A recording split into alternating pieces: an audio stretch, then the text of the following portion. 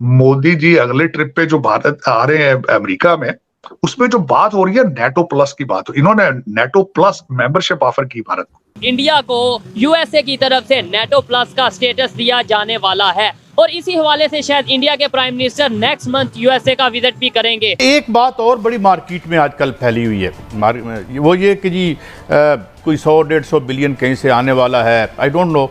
अगर हम electricity prices की बात करें तो वो उनका नाम सुनकर के मुझ जैसे आदमी को चीखें मारने को दिल करता है। ये एसी जो इस स्टूडियो में लगा रखा है ये भी जबरदस्ती चलाता हूं, हालांकि दिल नहीं करता। जो मुल्क और उसका वज़ीर आज़म और उसका जो वज़ीर ख़जाना है वो छोटे छोटे कर्ज़ों के लिए वो लाइनों में लगे हुए हों, वो कहाँ से 100 या 150 अरब डॉलर, ये बात करते हुए सोचना चाहिए। अगर कोई ये सोचता है कि इस पाकिस्तान को मैं अकेले ही लेके चलूंगा तो ये उसकी सबसे बड़ी भूल है। एक जफर इलाली साहब हैं जो डिप्लोमेट हैं, पहले तो उनको ऐसा लगता था कि घोड़े पे बैठ के तलवार निकाल के जीएचक्यू के अंदर घुस जाएंगे किसी दिन।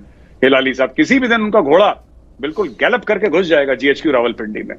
अब सबके जो सुर हैं सर बड़े मध्यम टाइप के हो गए हैं, सबके सुर, क्योंकि किसको नहीं पता कि किसके घर के पास रात को काली वीगो खड़ी है। हम रहते हैं इस मुल्क के अंदर, कुर्बानी क्या है, आज़ादी क्या है, कश्मीर से पूछा जाए, फ़लस्तीन से पूछा जाए कि आज़ादी की कीमत है क्या।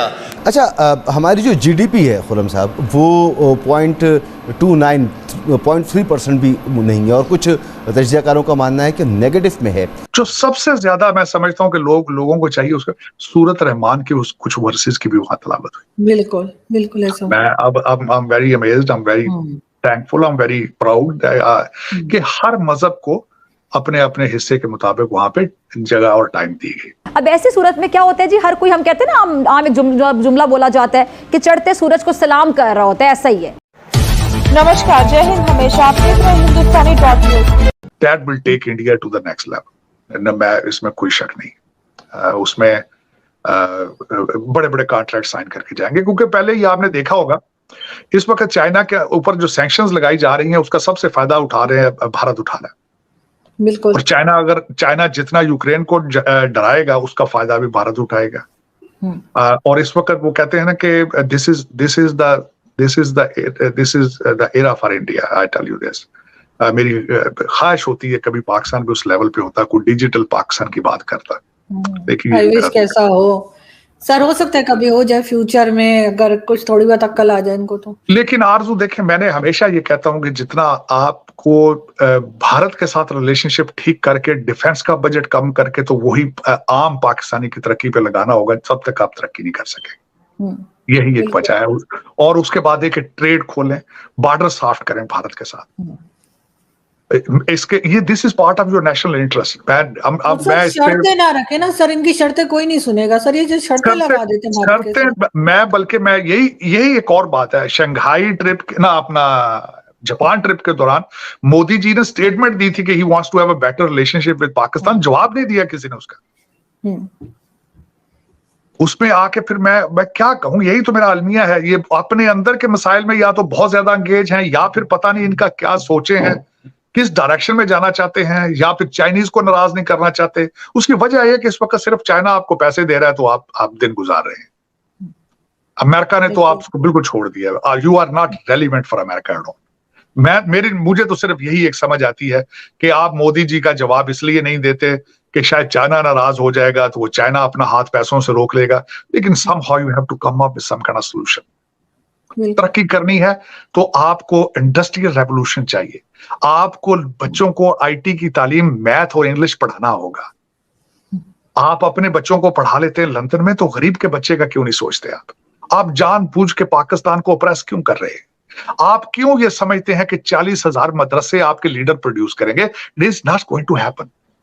बिल्कुल, it is not going to happen.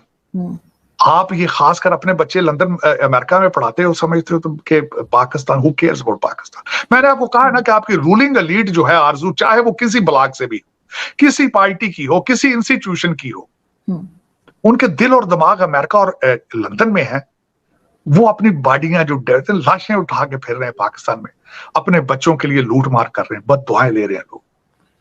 Sir जिस दिन इनके ये डुअल नेशनलिटी रोकी जाएगी शायद तब ये सुधरेंगे। मैं आपको यहाँ पे ये जरूर बताना चाहूंगा आरजू, भारत के अंदर डुअल सिटीजनशिप जो है उस पर ऊपर पाबंदी है कि वो लोग अपने वहां पे एडमिनिस्ट्रेशन में सर्व नहीं कर सकते।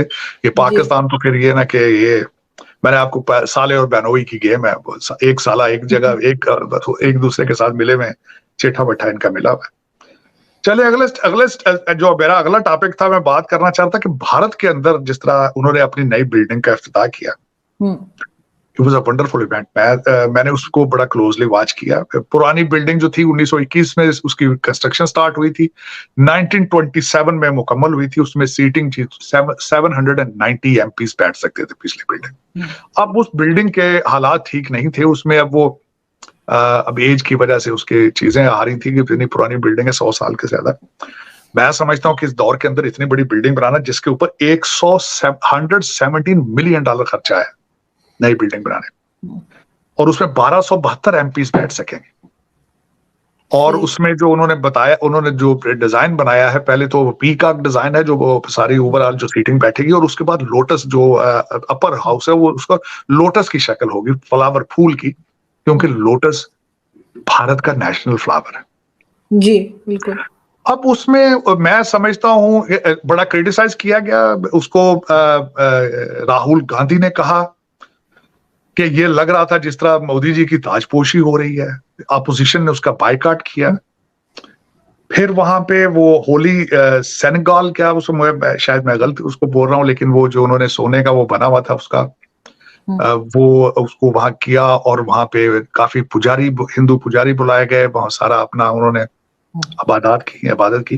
जो सबसे ज्यादा मैं समझता हूँ कि लोगों को चाहिए उसका सूरत रहमान के उस कुछ वर्सेस की भी वहां तलावत हुई। बिल्कुल बिल्कुल ऐसा। मैं अब I am very amazed, I am very thankful, I am very proud कि हर मजहब को अपने अपने हिस्से के मुताबिक वहां पे जगह और टाइम दी गई। इट इज वंडरफुल जो है। और मैं यहाँ पे ये बताऊंगा कि वो जो होली सेनेगल जो जिसको वो बल्कि मैंने उसका हिंदी में भी नाम पढ़ा, मुझे भूल गया वो जवाहरलाल जो नेहरू थे, उनको भी अगस्त 14 1947 में जो हिंदू पुजारी थे उन्होंने दी थी। यही कि उसको वो basically symbolize to serve India better and serve people and justification. सबसे ज्यादा जो इस वक्त अपोजिशन और लोग जो कर रहे थे कि it was a birthday of VD Savarkar, जो के हिंदू नेशनलिस्ट थे और बीजेपी सिंपथाइजर थे। सबसे ज्यादा एलिगेशन ये लगाया जा रहा है कि why it was picked up that day, कि उस दिन को उसको इनाग्रेट किया जाए। और फिर वो एक और इतराज ये करते हैं कि द्रौपदी मुर्मू जो कि सदर हैं भारत की, उनको क्यों नहीं कहा गया कि इसका इफ्तिताह किया जाए। That comes under her portfolio to have this ceremony, opening ceremony. लेकिन फिर वो जिस तरह बात होती है कि जब भी आप बात करते हैं हर एक को खुश तो नहीं कर सकते, लेकिन वंडरफुल, मैं समझता हूँ वंडरफुल इवेंट था हमारे लिए, मेरे लिए भी खासकर इसलिए था कि सब मजहबों को वहां पे उस पे ताकि किसी को इतराज ना रहे, और the whole world watched it. Modi ji का मैं एक खासकर लफ्ज इस्तेमाल करता हूँ जो मुझे बड़ा याद है, उन्होंने वो लेट के इबादत की। मैं अक्सर अपने दोस्तों को कहता हूँ दंडवत प्रणाम, मेरे दोस्त मुझे किसी याद से सिखाया था कि वो लेट के दंडवत प्रणाम करना किसी को, तो वो उसी तरह से उन्होंने वहां पे अपनी रिलीजियस सेरेमनी की। लेकिन it was a good gesture, it was, मैं समझता हूँ कि द मुसलमान, the Indian Muslims, they should be proud of it कि they were given a proper respect. राष्ट्रहित सर्वप्रथम, देश को रखे सबसे आगे। हिंदुस्तानी न्यूज